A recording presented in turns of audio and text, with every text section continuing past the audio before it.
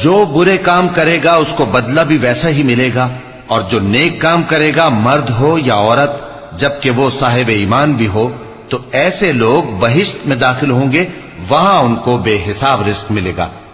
اور اے قوم، میرا کیا حال ہے کہ میں تو تم کو نجات کی طرف بلاتا ہوں اور تم مجھے دوزخ کی آگ کی طرف بلاتے ہو۔ تم مجھے اس لیے بلاتے ہو کہ اللہ کے ساتھ کفر کروں اور اس چیز کو اس کا شریک مقرر کروں جس کا مجھے کچھ بھی علم نہیں، اور میں تم کو عزت و اقتدار والے بخشنے والے معبود کی طرف بلاتا ہوں۔ سچ تو یہ ہے کہ جس چیز کی طرف تم مجھے بلاتے ہو اس کو دنیا اور آخرت میں بلانے کا کوئی فائدہ نہیں، اور ہم کو اللہ کی طرف لوٹنا ہے، اور حد سے نکل جانے والے ہی دوزخی ہیں۔ جو بات میں تم سے کہتا ہوں تم اسے آگے چل کر یاد کرو گے، اور میں اپنا معاملہ اللہ کے سپرد کرتا ہوں، بے شک اللہ بندوں کو دیکھنے والا ہے۔ غرض اللہ نے اس کو ان لوگوں کی تدبیروں کی برائیوں سے محفوظ رکھا، اور فرعون والوں کو برے عذاب نے آ گھیرا، یعنی آتش جہنم کے صبح و شام اس کے سامنے پیش کیے جاتے ہیں، اور جس روز قیامت برپا ہوگی حکم ہوگا کہ فرعون والوں کو سخت عذاب میں داخل کرو۔ اور جب وہ دوزخ میں جھگڑیں گے تو غریب لوگ بڑے آدمیوں سے کہیں گے کہ ہم تو تمہارے تابع تھے، تو کیا تم دوزخ کے عذاب کا کچھ حصہ ہم سے دور کر سکتے ہو؟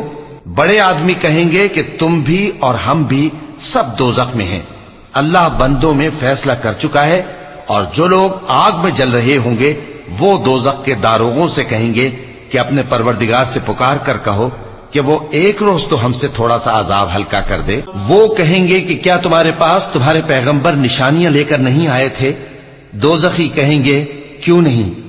تو وہ کہیں گے کہ تم ہی پکار لو، اور کافروں کی پکار اس روز بیکار ہوگی۔ ہم اپنے پیغمبروں کی اور جو لوگ ایمان لائے ہیں ان کی دنیا کی زندگی میں بھی مدد کرتے ہیں، اور جس دن گواہ کھڑے ہوں گے یعنی قیامت کو بھی، جس دن ظالموں کو ان کی معذرت کچھ فائدہ نہ دے گی، اور ان کے لیے لعنت اور ان کے لیے برا گھر ہے۔ اور ہم نے موسیٰ کو ہدایت کی کتاب دی اور بنی اسرائیل کو اس کتاب کا وارث بنایا، جو عقل والوں کے لیے ہدایت اور نصیحت تھی۔ لہذا صبر کرو، بے شک اللہ کا وعدہ سچا ہے، اور اپنی کوتاہی کے لیے معافی مانگو، اور صبح و شام اپنے پروردگار کی تعریف کے ساتھ تسبیح کرتے رہو۔ جو لوگ بغیر کسی دلیل کے جو ان کے پاس آئی ہو اللہ کی آیتوں میں جھگڑتے ہیں، ان کے دلوں میں اور کچھ نہیں، ایسی بڑائی ہے جس کو وہ پہنچنے والے نہیں۔ تو اللہ کی پناہ مانگو، بے شک وہ سننے والا ہے، دیکھنے والا ہے۔ آسمانوں اور زمین کا پیدا کرنا لوگوں کے پیدا کرنے کی نسبت